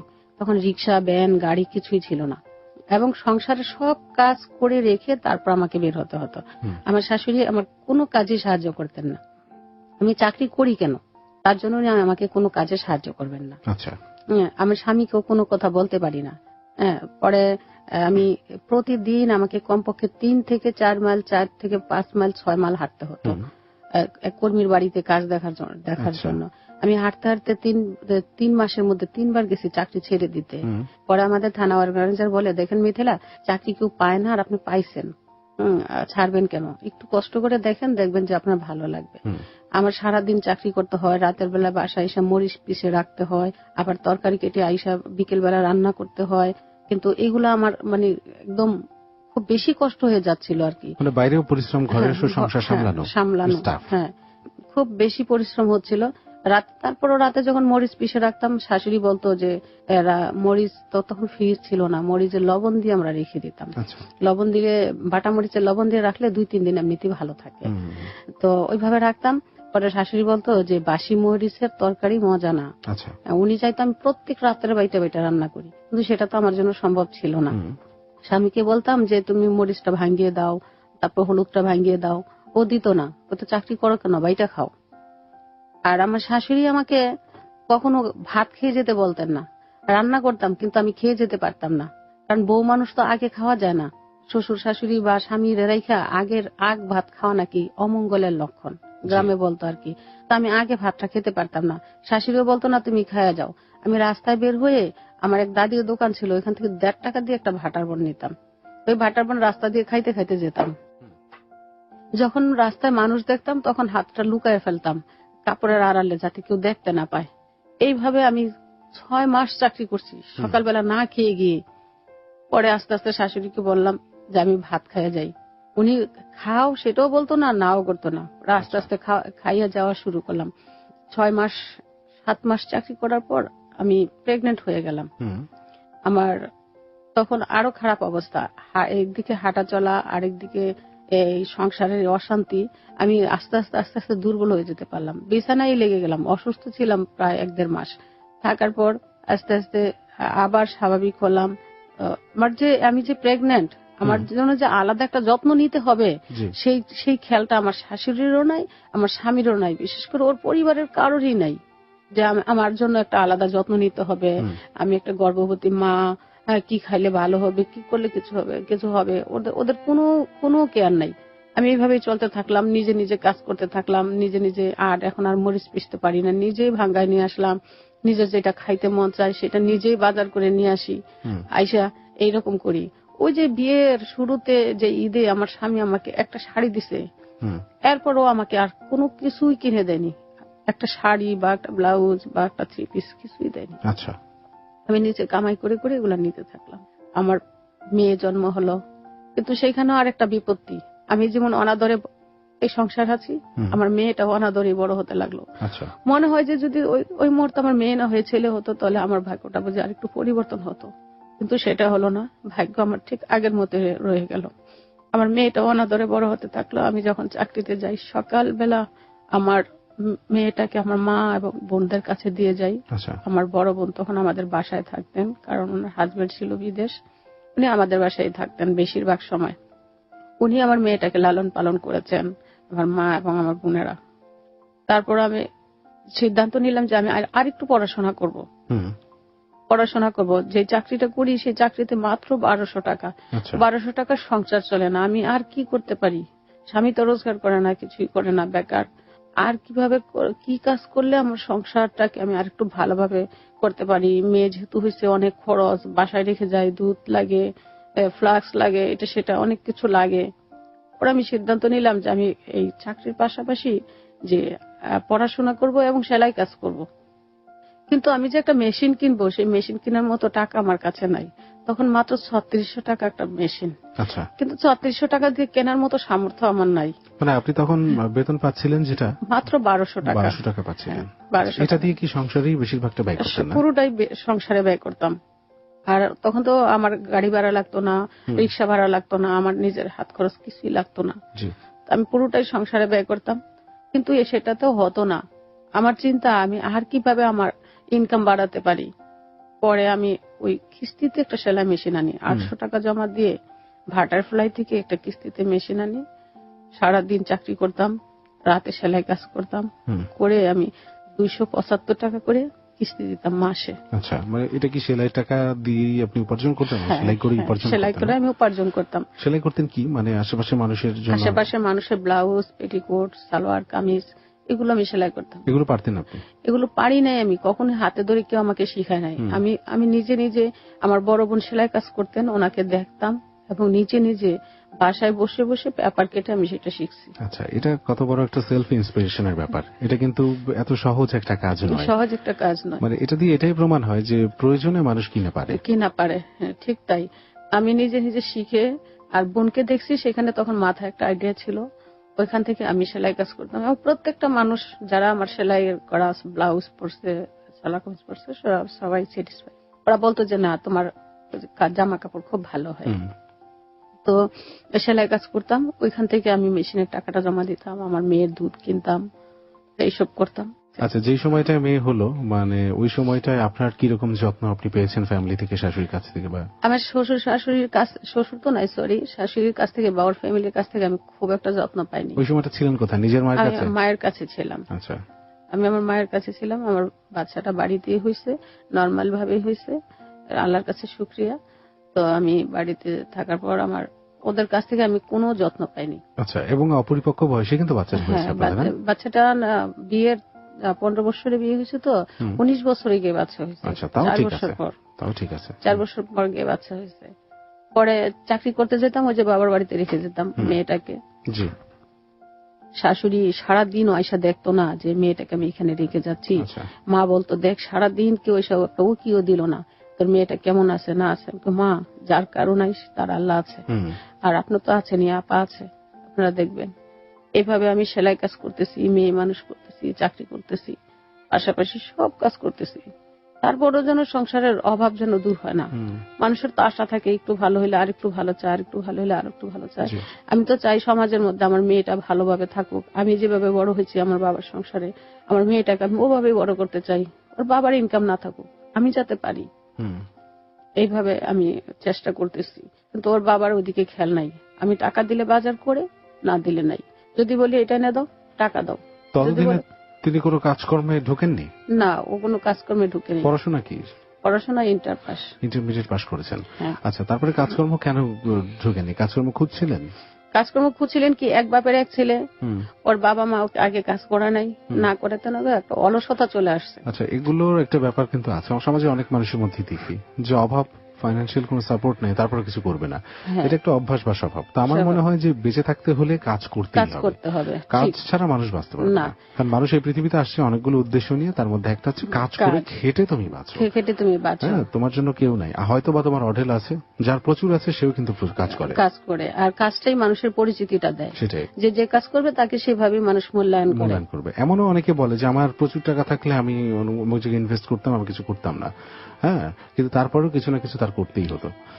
মেয়ে হওয়ার পর ওকে আমাদের বাবার জমিতে একটা দোকান দিয়ে দিলাম, যাতে সে কিছু করে খেতে পারে। কিন্তু ও দোকানে নিজে না বসে অন্য কেউকে বসায় রাখে। দোকানের টাকাটা কে দিল? আপনি? দোকানের টাকাটা আমি জোগাড় করে দিলাম। দিয়ে ওকে বললাম যে কিছু কাজ করো, ওই দোকানে বসো, মানে লাইব্রেরির মতো করে দিলাম আর কি। বই খাতা কলম থাকে, সেখানে কিছু বাচ্চাদের খাবার থাকে। কিন্তু ও ওইখানে বসাইয়া, আরেকজনকে বসাইয়া ও মাঠে গিয়ে তাস পিটায়, পেপার পড়ে। ওর আবার পেপার পড়ার নেশা, ও অন্য জায়গায় গিয়ে পেপার পড়ে, নিজের দোকানে না বসে। এইভাবে দোকানটা লাঠে উঠলো। পরে সিদ্ধান্ত নিলাম যে এইগুলাতে কিছু হয় না। বাবা বললো যে তুমি তো পড়াশোনা করছো, দেখো সমাজের জন্য কিছু করতে পারো কিনা। আমার চিন্তা ছিল আমি আগে থেকে যে সমাজের জন্য কিছু করব। আমি কি করতে পারি, একটা স্কুল করব, যাতে আমি মানুষকে পড়াতে পারি, শিক্ষা দিতে পারি। একদিন রাত্রে কথা আমার স্বামী বলতেছে যে তোমাদের জমির ওখানে একটা সাইনবোর্ড দেখে আসলাম। কি সাইনবোর্ড? মা মনি কিন্ডারগার্টেন। আচ্ছা, কে দিল? কই পাশের ওইখানকার নূর মোহাম্মদ দিয়েছে। আমি কই আমি তুমি তো জানো যে আমি একটা কিন্ডারগার্টেন করার জন্য ইচ্ছা আছে, তো ওরা সাইনবোর্ড দিল আমাকে বললো না কেন? বলে কি সাইনবোর্ডটা তো ওরা আরো 1 সপ্তাহ আগে দিচ্ছে। আচ্ছা, আমি রাত 8টা বাজে যখন শুনছি, ওই 8টা বাজে আমি লাইট নিয়ে দৌড়ে গেছি। আমার বাসা থেকে অনেকটা দূরে, তারপর আমি দৌড়ে গেছি যে দেখি ওরা কোথায় কি সাইনবোর্ড দিছে। গিয়ে দেখি যে সত্যি সত্যি একটা সাইনবোর্ড, মা মনি কিন্ডারগার্টেন নামে একটা সাইনবোর্ড গাছে ঝুলতেছে। সারা রাত আমার আর ঘুম হয় নাই যে আমি তো একটা কিন্ডারগার্টেন দিব ভাবতেছি, এই মুহূর্তে আর একটা কিন্ডারগার্টেনের নাম উঠে আসলো। আচ্ছা, আপনার মধ্যে ইন্সপিরেশন কোত্থেকে আসলো যে একটা কিন্ডারগার্টেন স্কুল দিবেন? সেটা আমি আমার বাবার কাছ থেকে উৎসাহ পেয়েছি। বাবা বললো যে সমাজের জন্য কিছু করো, নিজেরা পড়াশোনা করছো, দেখো মানুষের জন্য কিছু করতে পারো কিনা। সম্পূর্ণ উৎসাহটা আমি আমার বাবার কাছ থেকে পেয়েছি। পরে ওই সকালবেলা উঠে ওই নূর মোহাম্মদের বাসায় চলে গেলাম। ও আমার ক্লাসমেট ছিল, ওকে তুই করে কথা বললাম যে যেহেতু তুই স্কুল করবি আমাকেও পাশে রাখ, আমার তো ইচ্ছা আমি একটা স্কুল করব। বললো যে আমার তো আরো 3টা পার্টনার আছে। আমি ঠিক আছে, আমি না হয় 4 নম্বর পার্টনার হলাম। তো আমরা তো অনেক টাকা খরচ করছি, বেঞ্চ বানাইতে দিছি, স্কুল ঘর ভাড়া করছি। আমি যত টাকা খরচ হয়েছে 4 ভাগের 1 ভাগ আমি দিয়ে দিব, আমাকে পাশে রাখ। বলে কি যে না, তোকে রাখা যাবে না। ওই দিন আমি বাসায় এসে আর বসি নাই, সোজা আমার বড় বোনের বাসায় চলে গেছি। বলছি কি দুলা ভাই, আমার হাতে একটা টাকাও নাই, আমি গাড়ি ভাড়া অন্যের কাছ থেকে ধার করে নিয়ে আসছি। আমি একটা স্কুল করবো, টিন কাঠ বাঁশ যা লাগে সব আপনি দিবেন। যদি বলেন যে দিব তাহলে আপনার বাসায় আমি বরখাটা খুলবো, আর যদি বলেন দিব না আমি দাঁড়াবো না, চলে যাব। আমার দুলাভাই খুব ভালো মানুষ, আমাদেরকে একদম ছোট বোনের মতো আদর করতেন, যেখানে যা লাগতো সব উনি দিতেন। পরে দুলাভাই বললো যে তুমি এত টেনশন করো না, বসো খাও, তুমি যাওয়ার আগে তোমার মাল পৌঁছে যাবে। তখন ছিল বর্ষা। পরে দুলাভাই আমি আসার আগে ঠিক টিন কাঠ বাঁশ যা লাগে একটা ঘর তুলতে, তখন তো বিল্ডিং তো করার সামর্থ্য নাই, ঘর তুলতে যা লাগে সব দুলাভাই করে পাঠায় দিলেন। আপনার আপন দুলাভাই? আমার আপন বড় দুলাভাই। আচ্ছা, ওগুলা নিয়ে আসলো। আসার পরের দিনে আমি বাবাকে বললাম, বাবাই মিস্ত্রি ডাকলো, ডাইকা বাবার জমিতে আমাকে ঘর তুলে দিল। আচ্ছা, বাবার তো জমি ছিল অনেক। হ্যাঁ, বাবার জমিতে আমাকে ঘর তুলে দিল যাতে আমি ওখানে কিন্ডারগার্টেন করতে পারি। তো ঘর একদিক দিয়ে তোলা হচ্ছে, আরেক দিক দিয়ে বেঞ্চ বানাচ্ছি, আরেক দিক দিয়ে ছাত্রছাত্রী ভর্তি করতেছি। ছাত্রছাত্রী ভর্তি হচ্ছিল কেমন? ভর্তি হচ্ছিল খুব কম, মানুষ তো কিন্ডারগার্টেন সম্বন্ধে কিছুই জানে না তখন। আমি প্রতি রাত্রে সবার বাড়িতে বাড়িতে যেতাম, গিয়ে বুঝাতাম যে প্রাইমারি স্কুলের পাশাপাশি যদি আপনি এই স্কুলে দেন, আপনার পড়াশোনা, বাচ্চাদের পড়াশোনা খুব ভালো হবে, আমরা ভালোভাবে যত্ন নিব। হ্যাঁ, আমাদের শুধু পড়াশোনাটাই ইচ্ছা না, এটা সমাজ সেবার জন্য আমরা করতেছি। আমরা নামমাত্র বেতনে, মাত্র 50 টাকা বেতনে শুরু করেছি।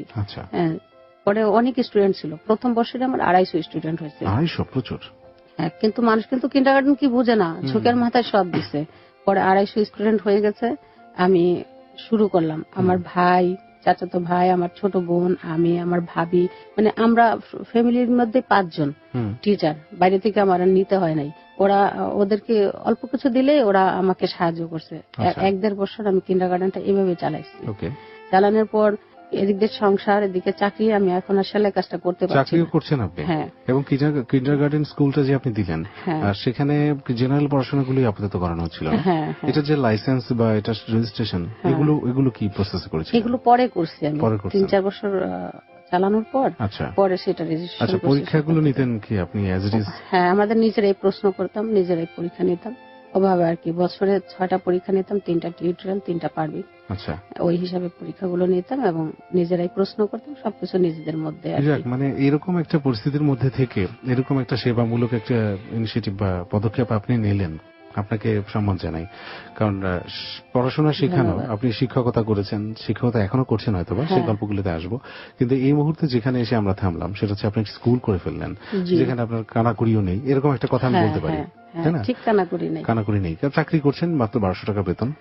এদিকে মেশিন কিনেছেন, সেলাই করে করে সেই মেশিনের কিস্তি টাকাই দিচ্ছেন। স্বামী কিছু করে না, বাবা মা আছে, বাবা মা সাপোর্ট আপনাকে দিবে না, দেয় হয়তো বা হয়তো দিয়েছে, শাশুড়ি সাপোর্ট পাচ্ছেন না। আমি কথাগুলো বললাম কারণ এই সবকিছু মিলে যে একটা মানসিক অশান্তি, মানসিক স্ট্রেস আমরা দেখতে পাচ্ছি এখানে, তারপরে যে এরকম একটা পদক্ষেপ নেওয়া যেতে পারে, এটার একটা নিদর্শন কিন্তু আজকে আমাদের এই মিথিলা। এবং আরো কিছু আছে ওনার জীবনে, যে গল্পগুলো আমি বারবার বলছি যে শেষ পর্যন্ত শুনবেন, দুঃখ কষ্ট প্রত্যেকটা মানুষের জীবনে কিন্তু থাকে প্রিয় শ্রোতা। দুঃখ কষ্ট ছাড়া কিন্তু একটা জীবন হয় না। শুধু একঘেয়েমি আনন্দই আপনি পাবেন, সেটার মধ্যে কিন্তু একঘেয়েমি তো একটা ব্যাপার থাকবে, আপনি ওটাকেই আর ফিল করতে পারবেন না। আবার যদি আপনি একঘেয়েমি কষ্টই ভোগ করেন, তাহলে এটারও কেমন যেমন মূল্য নেই, ওটারও তেমন মূল্য নেই। দুটোর সংমিশ্রণই একটা জীবন। সো এই যে কষ্টের পরেও যে মেন্টালি এত কিছু করার যে সাহসটা উনি পেয়েছেন, এবং আরো অনেক কিছু উনি করেছেন, যেগুলো আপনার সামনে আজকে আমরা উপস্থাপন করছি অনলি বিকজ অফ ইউ। আপনি এগুলো থেকে শিখবেন। একটা ছোট বিরতি নিচ্ছি প্রিয় শ্রোতা, কোথাও যাবেন না। 4 মিনিটের বিজ্ঞাপন বিরতি নিচ্ছি, তারপরেই মিথিলাকে নিয়ে আবারও ফিরছে। Close Up presents Hello 8920. Close Up. The closer, the better. Close Up presents Hello 8920. Close Up. The closer, the better. প্রিয় শ্রোতা, আরো একবার স্বাগত জানাচ্ছি আপনাদের সবাইকে ক্লোজ আপ প্রেজেন্টস হ্যালো 8920 তে। আরজি সেতু আছে আপনার সাথে এবং এবিসি রেডিও 89.2 FM আপনি শুনছেন। মিথিলার জীবনের গল্পটা আপনি শুনছেন। অনেক অনেক ইন্সপায়ারিং একটা জীবনের গল্প শুনছেন, এবং এই গল্পটা আপনার জীবনের উপরে পজিটিভলি অনেক অবদান রাখবে। কারণ এত কষ্ট সহ্য করার পরেও একটা মানুষ জীবনে কিছু করে বড় হওয়ার যে স্বপ্নটা দেখা, সেটাই হারিয়ে ফেলে, যেটা মিথিলা হারায়নি। মিথিলার কাছে যাচ্ছে, বেশি কথা আমি বাড়াচ্ছি না। তারপরে মিথিলা, যেখানে আমরা বিরতি নিয়েছিলাম তারপর থেকে প্লিজ। স্কুলটা যখন আমি করতেছি, আমার স্টুডেন্ট বাড়তেছে আস্তে আস্তে, তারপরে কাজ চলতেছে, পাশাপাশি আমি চাকরি করতেছি। আর স্কুলটা মেনলি আমার ছোট বোন দেখাশোনা করতেন। তখন আমি তো সময় দিতে পারতাম না, আমার যেহেতু একটা চাকরি আছে, তারপরে সংসারে মেয়ে আছে। আমার মাথায় আরেকটা কাজ ঢুকলো, আমি কি করতে পারি গ্রামের মানে যে বেকার মহিলাগুলো বসে থাকে তাদের জন্য আমি কি করতে পারি। তখন আমার মাথায় আবার আরেকটা চিন্তা ঢুকলো, যে এদিক দিয়ে স্কুল করতেছি, ওদিক দিয়ে আমি চাকরি করতেছি, কিন্তু আমি তো একটা সময় বেকার ছিলাম। বেকার মহিলাদের জন্য আমার কি করা যায়। তখন আমি চিন্তা করে দেখলাম যে আমারও যেমন এই কিছু ইনকাম হয় এবং মহিলারা যেন কিছু কাজ পায়, ওই রকম ভাবে আমি একটা কাজের চিন্তা করলাম। শেষে আমি গাউসিয়াতে আমার একটা ভাগ্নি জামার দোকান আছে, ওনার সাথে যোগাযোগ করলাম। ওরা বললো যে খালা, আপনি একটা কাজ করতে পারেন, এখান থেকে কিছু কাজ নিয়ে ওদেরকে দিতে পারেন। সেটা কিরকম? বুটিক্স এর কাজ। ওকে। আমি গাউসিয়া থেকে ওই কাজ আনতাম, এনে জামার একটা ডিজাইন করে দিতাম। ডিজাইন যদি দোকানদার পছন্দ করতো, সেই ডিজাইনটা আমি নিজে নিয়ে এসে, কাপড় নিয়ে এসে নিজে ড্রেসিং করতাম, তারপর গ্রামের মহিলাদেরকে দিয়ে সে কাজ করাতাম। বড় ফ্রেমটাও আমি ওদেরকে কিনে দিতাম। ওরা ওই আমার মতো যেমন মেশিনে আমি কিস্তিতে আনছি, ওদেরকে কিস্তিতে ওই ফ্রেমের দামটা শোধ করার সুযোগ দিতাম মহিলাদেরকে। মাত্র 600 টাকার তখনকার জন্য ফ্রেম, বড় ফ্রেম, ওই ফ্রেমে ওরা কাজ করতো। আমি ওদেরকে সুযোগ দিতাম যাদের টাকা ছিল না। 600 টাকা দিয়ে যারা ওই মুহূর্তে ফ্রেমটা কিনতে পারে না, তারা আমার কাছ থেকে কিস্তি দিয়ে নিত। আমার কাজ করে ওরা সেই ফ্রেমের দামটা শোধ করে দিত। 600 টাকা শোধ হওয়ার পর ওই ফ্রেমটা ওর নিজের হয়ে গেল।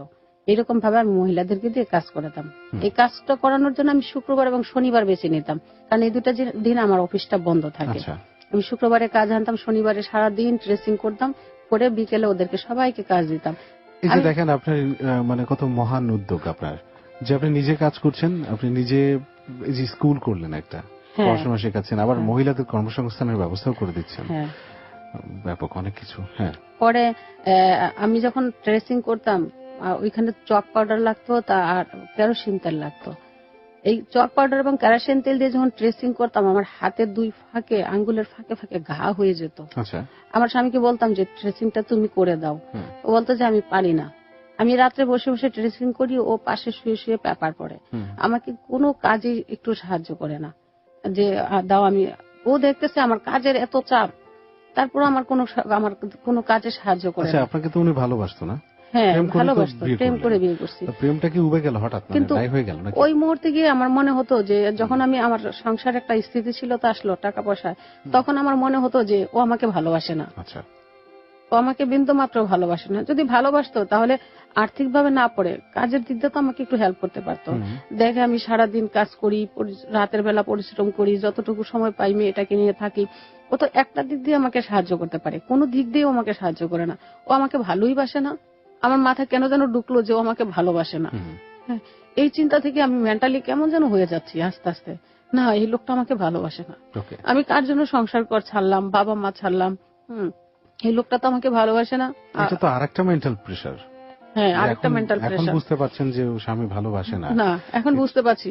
আর আগে আমি দৌড়ের উপরই থাকতাম, কিভাবে ইনকাম বাড়ানো যায়, কিভাবে সংসারের সচ্ছলতা আনা যায়, কিন্তু ওই কথাটা আমার মাথায় আর ঢুকে নাই যে ও আমাকে ভালোবাসে না।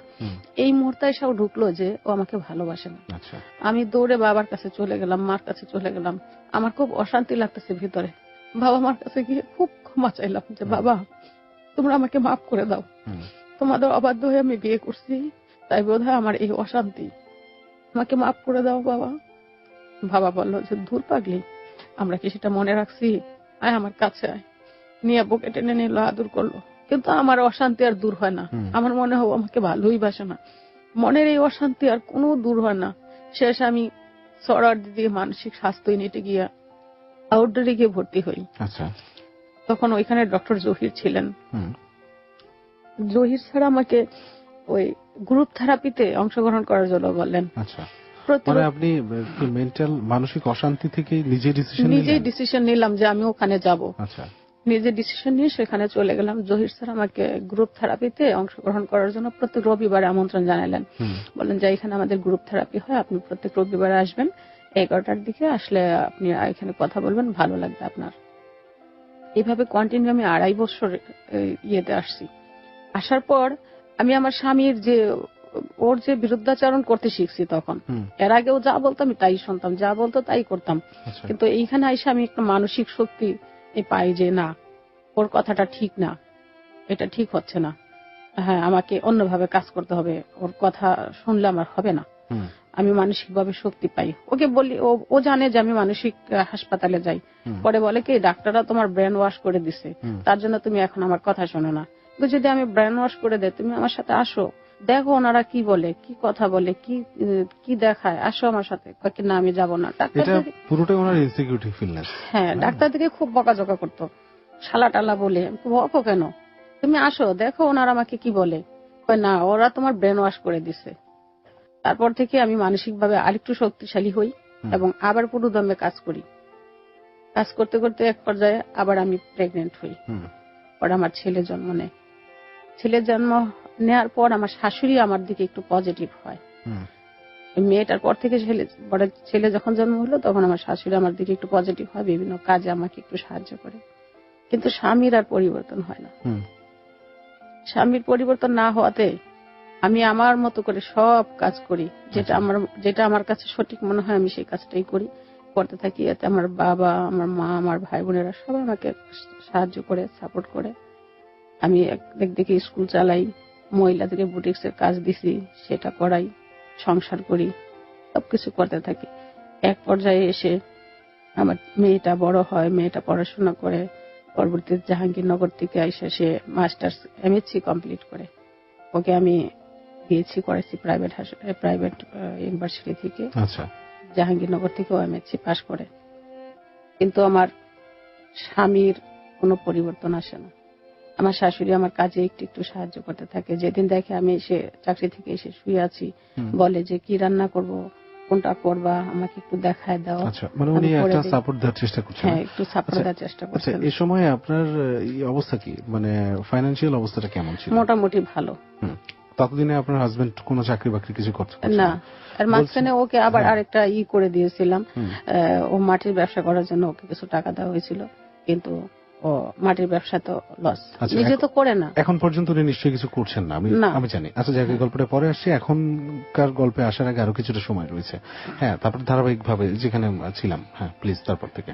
পরে আমার ছেলেটা, ওকে আমি নিজেই পড়াই, মেয়েটাকে নিজেই পড়াইছি। SSC পর্যন্ত ওদের আমি কোনো টিউটর রাখি নাই, কারণ ওদের টিউটর রাখতে গেলে আমার আরেকটা বাড়তি খরচ হবে। ওই খরচটা না করে আমি চাইছি ওদের যা চায় তাই ওদেরকে দিব। আমি আমার ছেলে মেয়ে যখন যেটা খাইতে চায় আমি তখন ওদেরকে দিছি। আমার মেয়েটা যখন ছোট ছিল তখন ওর একটা ফুপু ছিল, দেখতাম যে ওর ফুপু ওর মেয়েকে আমার মেয়ের সামনে রেখে খাওয়াচ্ছে, আমার মেয়ের হাতে দেয় নাই। আমার তো খুব কষ্ট লাগতো, খুব কান্না পেত। আমি ভাবতাম যে আমার ছেলে মেয়েকে আমি এমন জিনিস খাওয়াবো জীবনে যাতে ওরা না দেখছে সেটা। আমি তাই চেষ্টা করতাম।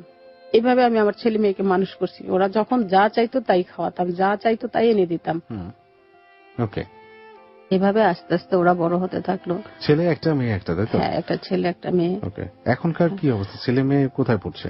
এখন মেয়ে BCS দেওয়ার জন্য প্রিপারেশন নিচ্ছে, আর ছেলেটা বিউবিটিতে বিএসসিতে ভর্তি হয়েছে। আচ্ছা, ফার্স্ট সেমিস্টার চলতেছে ওর। তো পরে আস্তে আস্তে এইভাবে আমি আমার বাবার অনুপ্রেরণাতে সেখানে আমার যে টিন সেট স্কুল ছিল সেই স্কুলটাকে ভেঙে সেখানে আমি আমার উপার্জনের টাকা দিয়ে আমি সেখানে বিল্ডিং করছি। হ্যাঁ, জমিটা আমার বাবাই আমাকে দিয়েছেন। আমার বাবা আমার সব বোনদেরকে লিখে দিয়েছিলেন, কিন্তু বোনেরা যখন দেখছে আমি এখানে স্কুল করছি তাই এই জমিটা থেকে কেউ ভাগ নেয়নি। ওনারা আমাকে সম্পূর্ণ নিজেদের খরচে আমাকে রেজিস্ট্রি করে জমিটা দিয়ে দেন। আচ্ছা, সেই জমিটাতে আমি স্কুল করি। আস্তে আস্তে স্কুল করতে গিয়ে আমার দেখা যায় যে আমার নিজের যে কিছু গহনা ছিল সেটা বিক্রি করতে হয়েছে, আমার অফিস থেকে কিছু লোন নিতে হয়েছে, তারপরে আবার ব্যাংক থেকেও কিছু লোন নিয়ে আস্তে আস্তে আমি সেটা পরিশোধ করছি এবং সেখানে আমি এখন বিল্ডিং করছি। আচ্ছা, বিল্ডিং কি কাজ চলছে এখন না হয়ে গেছে? না, কাজ হয়ে গেছে। বিল্ডিং দোতলা পর্যন্ত কমপ্লিট হয়েছে। সেখানে আমি 6 তলা ফাউন্ডেশন দিয়ে একটা বিল্ডিং করছি সম্পূর্ণ আমার নিজের উপার্জনের টাকায়। আমি আমার চাকরির মাঝখানে চাকরি যেদিন আমি ডিউটিতে না যেতাম বা ডিউটি কম থাকতো ওই দিন আমি আবার মানুষের জমির মিউটেশন করতাম, স্কেচ করতাম, বিভিন্ন কাজ করে বুটিক্সের কাজটা আমি বাদ দিছি, পরে অন্যজনকে দায়িত্ব দিয়ে দিচ্ছি, আমি আর সেটা চালাতে পারি নাই। আচ্ছা, কিন্তু ওটা প্রজেক্টটা আছে আপনার, এটা এখন চলছে? না, সেই প্রজেক্টটা এখন নাই। আচ্ছা, আমি সেটাতে এখন আর ইনভলভ নাই, অন্যরা করায়। তো এভাবে আমি আমার সংসারটাকে চালিয়ে নেওয়ার জন্য, ছেলে মেয়ের পড়াশোনার জন্য বিভিন্ন সময় বিভিন্ন কাজ করেছি। ওকে, আপনি যে বিভিন্ন সময় বিভিন্ন কাজ করেছেন, মানে একজন নারী হয়ে আপনি যে পদক্ষেপগুলো নিয়েছেন এগুলো সত্যি সাহসিকতার। অনেক অনেক কঠিন কঠিন কাজই আপনি করেছেন মানসিক অশান্তি নিয়ে। বারবার এই কথাটা কেন বলছি, কারণ আমরা মানুষ সবসময় ভেঙে পড়ি, যে আমাদের সামনে যখনই কোনো হতাশা আসে, কষ্ট আসে, তখন আমরা ভেঙে পড়ি যে আর বোধহয় সামনে এগিয়ে যাওয়ার মতো সম্ভব না। কিন্তু এই অনুষ্ঠানটা সেই শিক্ষাটাই দেয় যে জীবনে যত কিছুই আসুক না কেন, মানসিক শক্তিটা অর্জন করে যদি আপনি আগাতে পারেন তাহলে আপনি সাকসেসফুল হবেন। আপনি যদি স্টপ হয়ে যান সেখানে, তাহলে আপনার পক্ষে আর আগানোটা সম্ভব হয় না। তো আজকে মিথিলা সেরকম একটা নিদর্শন, আরো অনেক কিছু সে করেছে জীবনের একটা পর্যায়ে, সে এখন আসছে, মানে সাকসেসফুল কি করে হয় মানুষ, সাকসেস কিভাবে ধরা দেয় মানুষের কাছে, তার একটা নিদর্শন উনি। এবং ওনার গল্পটার সেই অংশটাই আমরা এখন আছি, কি কি সাকসেস উনি হয়েছেন, কিভাবে হয়েছেন, সেগুলি আমরা এর পরে ফিরে এসে শুনতে পারবো। আপনি অনেক কিছুই করেছেন, এটা গল্পের মধ্যে তো আছে। এবং বলেন শেষের দিকে এসে আপনার বাকি অংশটুকু। শেষে আমার স্কুলটা ভালোই চলছিল, পরে আমার বোনদের বিয়ে হয়ে যায়, আমি অন্য টিচার রাখি, পাশাপাশি স্কুলের পাশাপাশি একটা লাইব্রেরি করি। আমি কিছু কিছু কাজে গিয়ে বাধা পাইছি, যেটা হচ্ছে যে মানুষের জমি মিউটেশন করতাম, এটা মানুষ ভালো চোখে দেখতো না। চাকরি করতাম, সেটাও সমাজের অনেকেই ভালো চোখে দেখতো না। তারপর আমি সমাজকে কি বললো না বললো, আমি আমার নিজের পর্দা অনুসারে আমি সবকিছু করেছি। পরে কয়েক বছর আগে, গত বছরে 2017 সালে আমার বাবা মারা যান। আমার বাবা মারা যাওয়ার পর আমি ভেঙে পড়ি একেবারে, যেহেতু আমি আমার খুব বাবার কাছাকাছি ছিলাম। বাবার কাছাকাছি আমি শুধু গ্রামে আমার বিয়ে হয়েছে, আর সব বোনদের অনেক দূরে দূরে বিয়ে হয়েছে। বাবার যখন রাতে জ্বর আসতেন তখন উনি আমাকে ডাকতেন, রাত 1টা নাই 1:30টা নাই, ফোন করে বলতেন একটু আয়। বাবার কাছে গেলে বাবা সেই আগের দিনের গল্প বলতেন, গান গাইতেন। আমার বাবা গান গাইতে জানতেন, উনি ছোটবেলা থেকে গান করতেন। আমার আরেকটা কথা বলি, আমার হাজবেন্ডও গান করেন। ও যে রাতের পর রাত যে সে বাইরে থাকতো, সে তখন গান গাইতো। আচ্ছা, মানে উনি কি ভালো গান করেন? হ্যাঁ, উনি খুব ভালো গান করেন। গান গেয়ে ঘুরে ঘুরে গান গেয়ে কি উনি কি করতেন? পেশা ছিল এটা? পেশাও না, সেটা নেশা ছিল। সে এখনো গান গায়, মানুষের বাড়িতে ওদের একটা গ্রুপ আছে, সেই গ্রুপে ওর ভালো একটা গুণ আছে যে ও মানুষের জন্য, সংসারের জন্য কি করে না করে সেটা নাই করুক, কিন্তু মানুষের জন্য নিবেদিত প্রাণ। কেউ বিপদে পড়বে, ওর জন্য জান প্রাণ দিয়ে খেয়ে না খেয়ে খাটবে।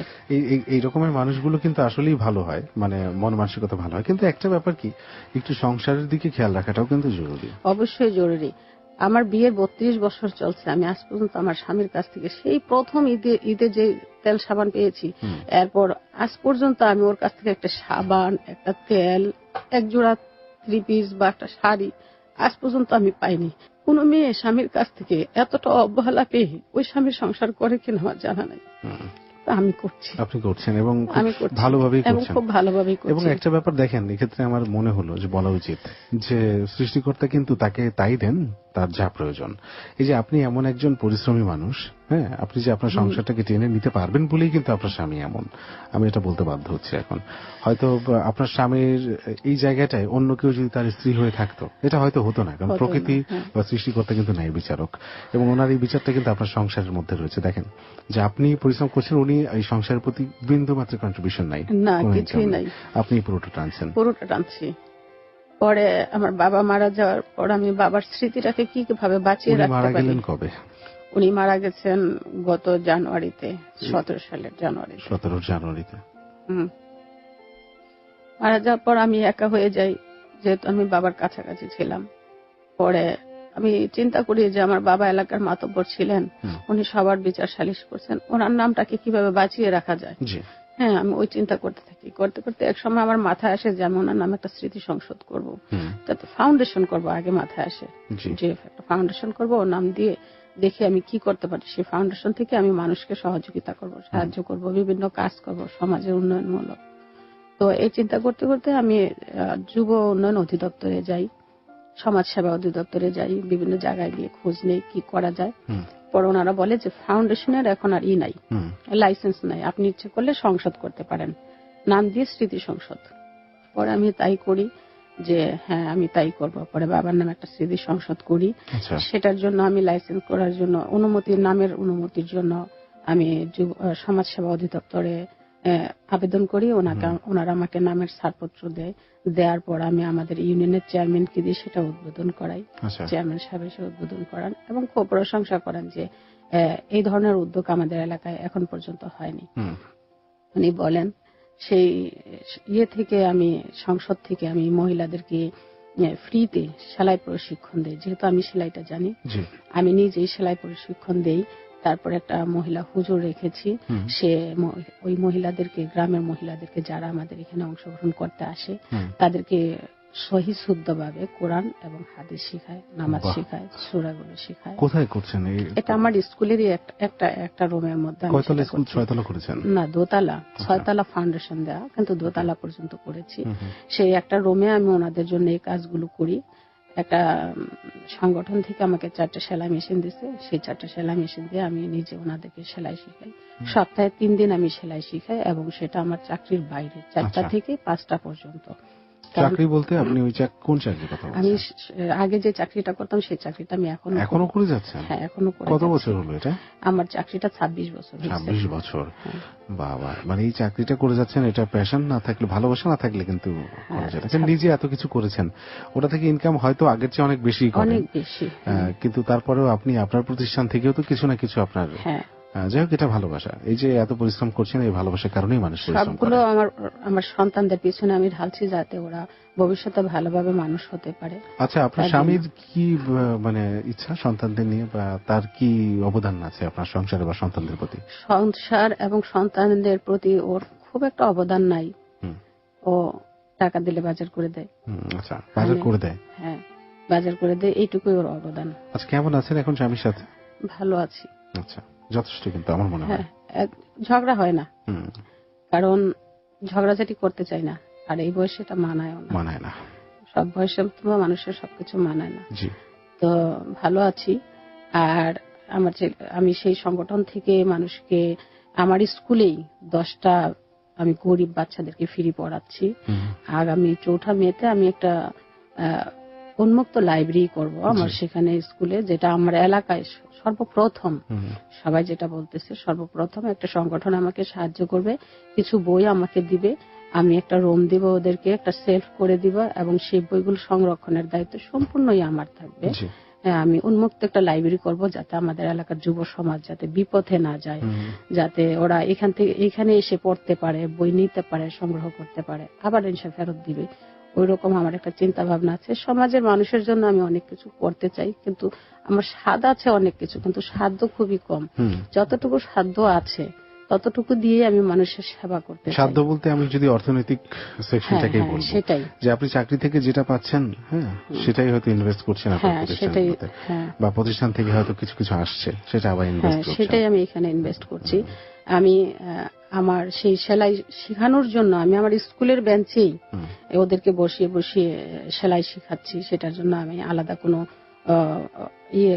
চেয়ার বা টেবিল নিতে পারিনি আর্থিক অসঙ্গতির কারণে। কারণ সব মানুষের তো একটা সীমাবদ্ধতা আছে, ছেলে মেয়ে মানুষ করতেছে, ওদের পিছনে আমার ভালো একটা অ্যামাউন্ট ব্যয় হয়ে যাচ্ছে, তারপর সংসারের খরচ আছে। তো এ নিয়ে আমি মোটামুটি ভালো আছি। আমি কবিতা লিখছি এখন, তারপরে বাংলাদেশ নদী বাঁচাও আন্দোলনের সাথে আমি যুক্ত আছি, ঢাকা জেলা কমিটিতে আমি আছি, আমাদের কিন্ডারগার্টেন অ্যাসোসিয়েশনে আছি, তারপর আমাদের যে প্রাইমারি স্কুল আছে সেই প্রাইমারি স্কুলের ম্যানেজিং কমিটিতে আছি আমি, পাশে একটা প্রাইমারি স্কুল আছে ম্যানেজিং কমিটিতে আছি আমি। অনেক কিছুর সাথে জড়িত। কিন্তু আপনার একটা প্রশ্ন, যে আপনি শুরু করেছিলেন 250 স্টুডেন্ট হয়েছিল একেবারে শুরুতে, এখন কি রকম স্কুলের? এখন স্টুডেন্ট আছে খুব কম, 150 স্টুডেন্ট আছে। কারণ আমার গ্রামে অলরেডি আরো 4টা কিন্ডারগার্টেন হয়েছে, পাশে একটা প্রাইমারি স্কুল, 4টা-5টা মাদ্রাসা হয়েছে। আর আমাদের এখানে সবাই লোকাল, এখানে ভাড়া বলতে কিছু নাই, ভাড়াটিয়া নাই, সুতরাং লোকাল সবাই সবার আত্মীয় স্বজন। ওই হিসাবে আমার স্টুডেন্ট কমে গেছে। আমি কবিতা লিখেছি, আমি আমার একটা কবিতা আমি দর্শকদেরকে শোনাতে পারি। আমার কবিতার নাম হচ্ছে কষ্ট। কষ্টগুলো বুকের ভিতর ডানা মেলে উড়ে, মন পাজরের আকাশটাকে খাচ্ছে কুড়ে কুড়ে। কষ্ট দেখে সুখ পাখি আজ মুখটিকে দেয় আড়ি, কষ্টের জন্য রেশমি সুতুই তাঁতির বোনা শাড়ি। জড়িয়ে থাকে সারা অঙ্গে দিন রজনী ভর, কষ্টের ভারে জীবনটা যেন ধুধু বালু চর। নাই সেখানে গাছগাছালি, নাই শীতল হাওয়া, জীবন যুদ্ধে এটাই বুঝি আমার ছিল পাওয়া। কষ্ট আমার, কষ্ট তোমার, কষ্টের সীমা নাই, কষ্টগুলো ভাগ করিবার স্বজন কোথায় পাই। যদি কষ্ট থেকে শিক্ষা নিয়ে জীবন গড়ো ভাই, কষ্ট তোমার এই জীবনে আর পাবে না ঠাই। কষ্ট আছে, কষ্ট রবে, কষ্টের নাই শেষ, কষ্ট নিয়েই বেঁচে আছি, চলছে জীবন বেশ। ধন্যবাদ। চমৎকার। কষ্ট আছে, কষ্ট রবে, কষ্টের নেই শেষ। ফ্যান্টাস্টিক। এটা একেবারে চরম জীবন উপলব্ধি থেকে লেখা। একেবারে যে মানুষ উপলব্ধি করতে পারে না সে লিখতে পারে না, সে গাইতে পারে না, সে চিন্তাও করতে পারে না। এবং আপনি চিন্তা করতে পারেন, আপনি লিখতে পারেন, এবং আপনি জীবনে অনেক কিছু করতে পারেন। আর সবচেয়ে বড় যে কাজটা আপনি আজকে এখানে করলেন সেটা হচ্ছে আমাদের লাখো লাখো শ্রোতার মধ্যে অন্তত কয়েকজনকে কিন্তু আপনি একটা অনুপ্রেরণা আজকে দিয়ে গেলেন। আপনার আরো উন্নতি আমরা কামনা করি। আপনার ছেলেমেয়েগুলো অনেক ভালো থাক, আপনি আপনার স্বামীকে নিয়ে, আপনার মাকে নিয়ে, শাশুড়িকে নিয়ে, আশেপাশে সবাইকে নিয়ে যা করছেন তা নিয়ে আরো অনেক অনেক দূরে এগিয়ে যান। দোয়া করবেন আমার জন্য। আমি করেছিলেন সোনু পণ্ডিত। জুলু চৌধুরীর বেশ আগ্রহ দেখালেন, বললেন সে তা বড় ভালো কথা, গায়ের লোকগুলো সব গণ্ডমূর্খ রয়ে যাচ্ছে, একটা স্কুলে যদি ওদের লেখাপড়া শেখাতে পারো সে তো বড় ভালো কথা, কাজ শুরু করে